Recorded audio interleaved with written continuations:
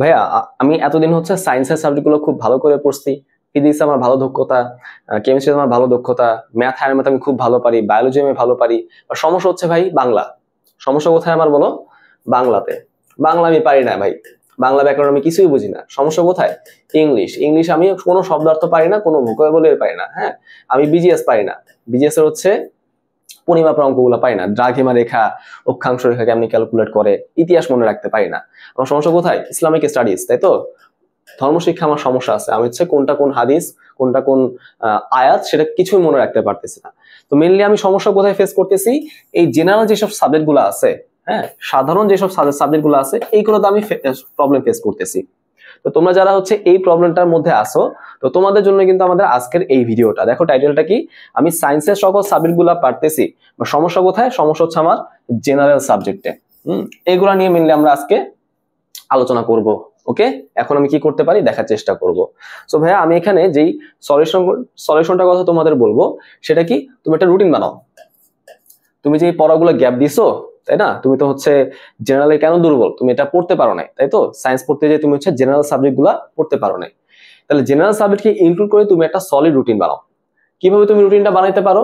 দেখো আমার চ্যানেলে কিন্তু বা স্কুল ম্যাথমেটিক্স এর চ্যানেলে আমার একটা ভিডিও আছে, তাই না? এই ভিডিওর মধ্যে আমি তোমাদেরকে দৈনিক 5 ঘন্টা সেলফ স্টাডি করতে বলছিলাম, এবং সেই অনুযায়ী তোমাদের একটা রুটিন বানিয়ে দিছিলাম।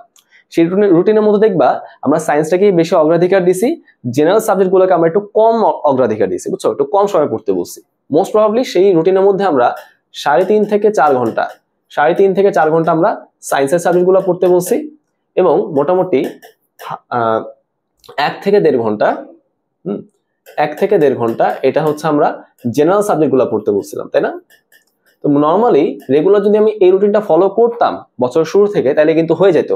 জেনারেলে কিন্তু পড়ার প্রেশারটা কম, সায়েন্স একটু বেশি। সমস্যাটা কি? সমস্যা হচ্ছে এই যে এই টাইমটা আমি দেই নাই। এই 1 থেকে 1.5 ঘন্টা যে আমার দৈনিক দেওয়া উচিত ছিল, এই টাইমটা আমি দেই নাই, তাই না? এখন আমি এটাকে কি করতে হবে? ক্ষতিটা পূরণ করতে হবে না? ক্ষতি পূরণ করার জন্য কি করতে হবে?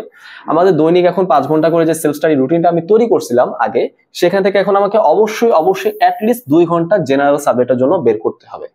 জেনারেল সাবজেক্ট বলতে কি বোঝায়?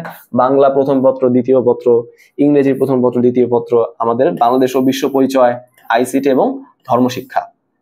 ওকে, সো এই সাবজেক্টগুলো পড়ার জন্য এখন আমাদের মিনিমাম কমসে কম হচ্ছে 2 ঘন্টা সময় রাখতে হবে। তুমি যদি 2 ঘন্টা বেশি পারো রাখো, বাট আমি কখনো তোমাদের সায়েন্সের সাবজেক্টগুলোকে রিস্কের মধ্যে ফেলতে চাচ্ছি না। সায়েন্সের সাবজেক্টগুলো তোমরা বেশি পড়বা, তোমরা যেহেতু সায়েন্সের স্টুডেন্ট, তাই না?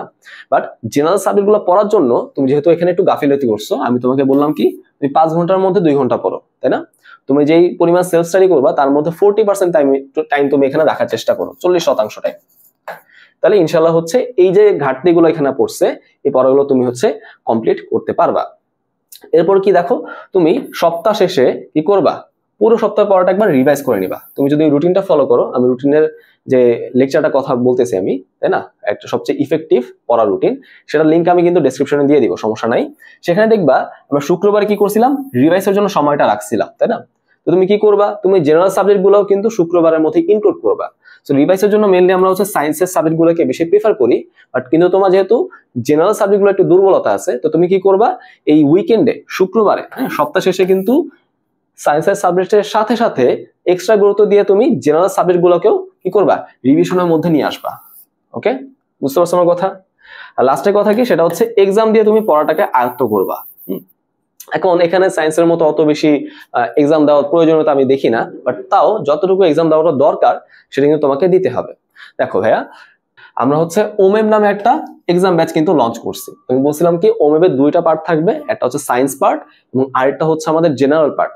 সো অলরেডি কিন্তু সায়েন্স পার্টে আমাদের ভর্তি চলমান আছে, ভর্তি চলতেছে, এবং এক্সামও কিন্তু শুরু হয়ে গেছে। তোমরা কিন্তু চাইলে যে কোনো সময় এনরোল করে আমাদের সায়েন্সের বিষয়গুলোর এক্সাম দিতে পারবা। দেখো আমাদের সায়েন্সে কি কি আছে, পদার্থ, রসায়ন, জীববিজ্ঞান, উচ্চতর গণিত, সাথে আমরা কৃষি শিক্ষাকে অ্যাড করছি। তোমরা অনেকে হায়ার ম্যাথ না নিয়ে কৃষি শিক্ষা নাও, অনেকে বায়োলজি না নিয়ে কৃষি শিক্ষা নাও, তাই আমরা কৃষি শিক্ষাটাকেও ইনক্লুড করে দিচ্ছি, ওকে, তোমাদের প্রিপারেশনটাকে সলিড রাখার জন্য। তো ভাই সায়েন্স তো গেল, তাই না? সায়েন্স তো গেল, বাট আমার সমস্যা তো জেনারেলে।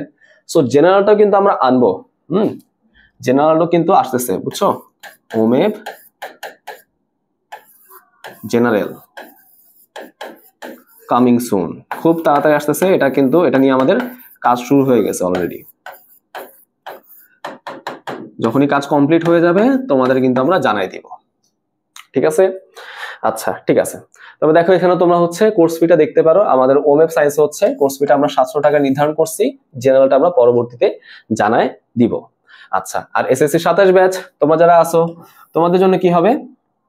তোমাদের জন্য ভাইয়া প্রিমিয়াম ব্যাচটা হচ্ছে সাবজেক্ট ওয়াইজ, ডিপার্টমেন্ট ওয়াইজ হয়ে গেছে। এইচপি তে তোমাদের থাকবে হচ্ছে হায়ার ম্যাথ এবং ফিজিক্স, তোমাদের অভিক ভাই ক্লাস নিবে। সিবি তে থাকবে হচ্ছে আমি এবং রাসেল ভাইয়া, এখানে একটা চমক তোমাদের জন্য অপেক্ষা করছে। আর জিবি ব্যাচে কিন্তু তোমাদের general math, English, Bangla, ICT টিচারগণ থাকবে।